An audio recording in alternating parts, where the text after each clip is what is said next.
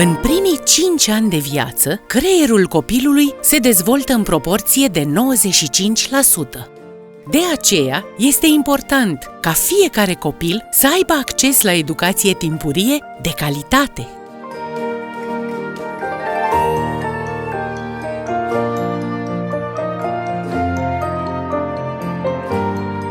Catena susține programul național Citește-mi 100 de povești, inițiat de Asociația Ovidiu Ro, program prin care toate grădinițele publice din România vor deveni grădinițe bibliotecă și oferă 120.000 de cărți preșcolarilor și profesorilor lor.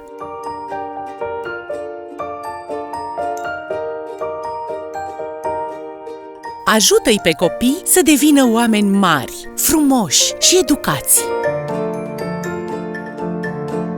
Cumpărând de la Catena, donezi și tu o poveste. Un proiect Ovidiu Ro, susținut de Farmacia Inimii Catena.